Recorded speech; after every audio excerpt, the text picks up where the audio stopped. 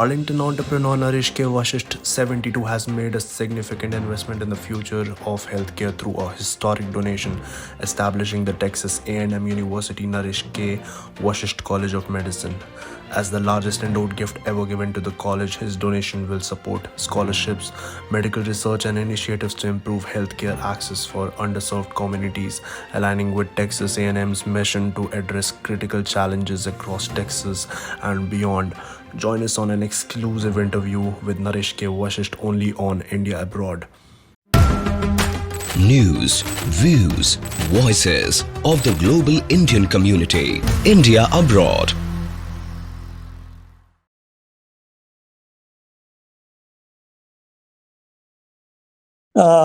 The gift I have given to them is for four things. One is the full tuition, and second one is a dean's fund, which will be used for strategic purposes, like if a student gets into financial trouble or something else needed, then dean will have some money to pay to the students. Third is doing the research. They are very strong in space research and other research topics. So that fund will be used for research. And the fourth one is rural doctors, basically, to recruit more people from underserved places so that they can go back to their community and serve there. So that's the four things for which this money is going to be used. And for that, they decided to name the institution after me. That institution will be known as Naresh K. Vashisht College of Medicine at Texas A&M University.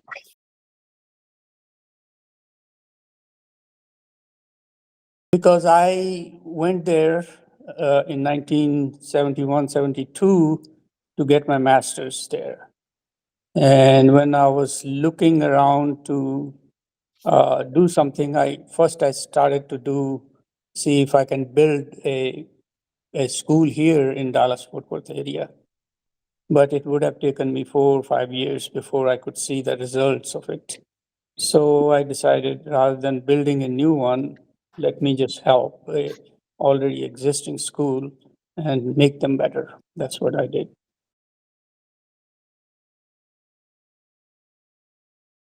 I am from a small town, Fagwara, in Punjab. And I did my high school there. And then college, there is a college there in Fagwara also. So I did my pre-engineering there. After that, I appeared in the competition for admission, and I was selected in ISM Dhanbad, Indian School of Mines, Dhanbad, which is now IIT Dhanbad. And there I chose petroleum engineering as my subject. After finishing my graduation from there,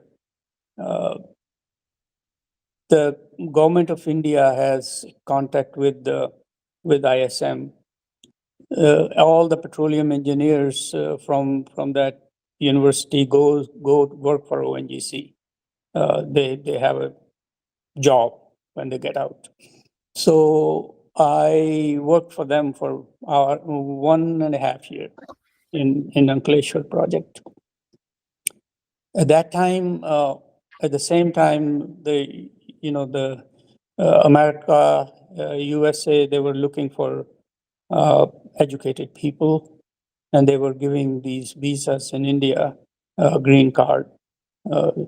So I applied, and they gave me green card, but I did not utilize it. Instead I went to Oman with Shell to work there for 2 years. Because coming straight, I didn't have any money, so I thought I'll first make some money in Oman and then come here. So from 69 to 70, I worked there in Oman. And then I came here, and so I didn't come as a student. I came as an immigrant here. But I decided not to join job market at that time, but go get a U.S. degree. So I went to Texas A&M, which was number one ranked in the United States at that time for petroleum engineering, and it still is number one. So I got my master's there, and then I was hired in the campus by Amerada Hess Corporation. And then I worked for almost 8 years with them before joining a smaller company, and then learning the ins and outs of oil and gas business. Then that company was sold, and I took my little equity in it and started my own company, Resources, Omimex Resources. And basically, we drilled, we produced oil and gas wells. We drilled in the United States, almost every producing states we had presence. We drilled in Canada, we drilled in Colombia. And Colombia later on was sold to ONGC Videsh and Sinopec of China. They made a joint venture to acquire our interest in Colombia. At the same time, I saw good demand for fertilizers, and because I was contacted by somebody in India to supply some fertilizers to them. I couldn't find any fertilizer, urea, anywhere. At that time, it was just sold out. So I decided that why not I mix urea. So I got into the fertilizer business. We started from Colombia. We went to 7 other South American countries, and later sold that business to Yara International of Norway. And now we are rebuilding that business in Brazil. We are building plants there and trying to grow. We are already one of the top 5 fertilizer companies in Brazil.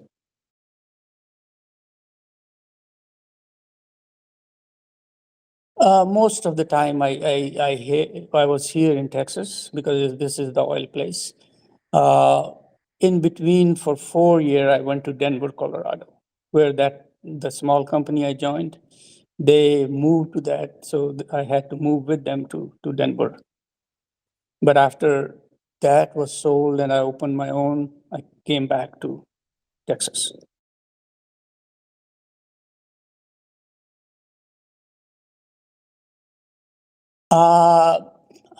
I didn't go to Houston. I went straight to College Station. College Station, where the university is. At that time, there were not very many Indians there. The international students were very, there were some, but not like now. International students, probably in petroleum engineering, we were 3 of us from India, all 3 from Indian School of Mines. And then there were some in mechanical engineering and other subjects, but not a big number.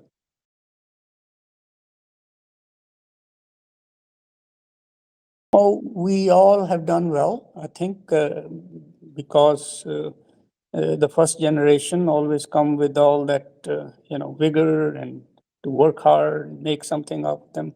So I think most of us have done very well. And as you can see, in a lot of CEOs and all that, big companies are of Indian origin.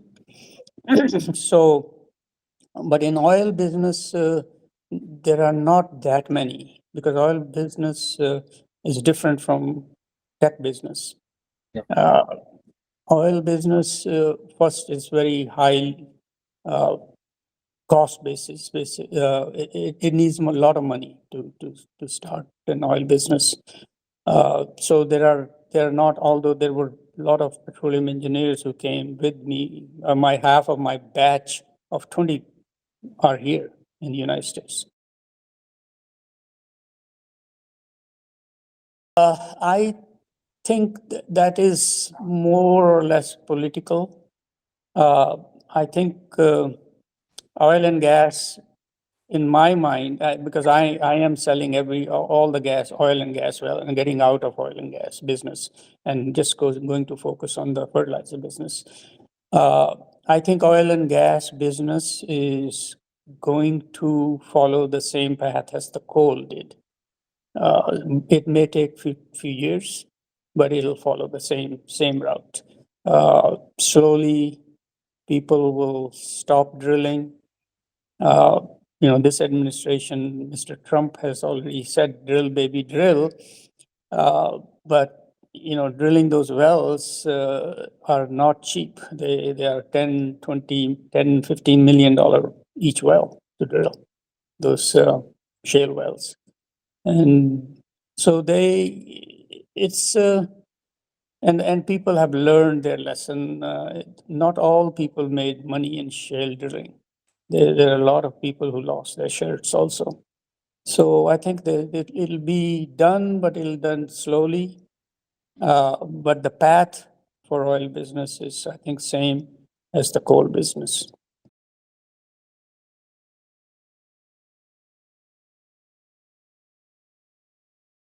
I think they should remove the rose glasses and leave it back there.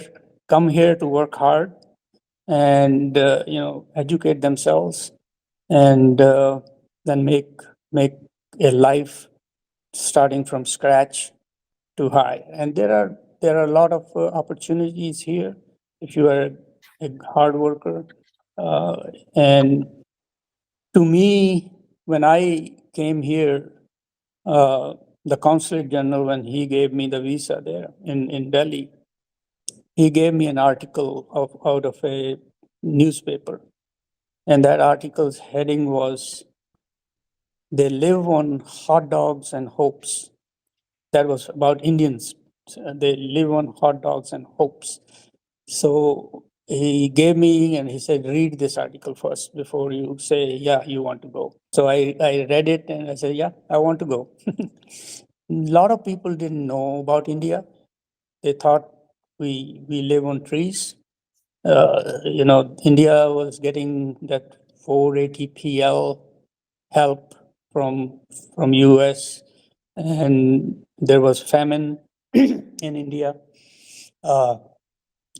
And people used to make comments, aren't you happy you are here? People are dying out there. Those kind of impression was here at that time. India was not considered as a power, right, like it is right now. I think they look at Indians as good, hardworking, and loyal people. The Indian government has also helped some. The current government has really improved the image of India in other countries. And of course, you can't do it if you are not really, really good. So, but our people have really done a good job here. They work hard. They educated themselves. And the younger generation, which is second generation, which is coming out, is also very hardworking, very dedicated, and carrying out the good values.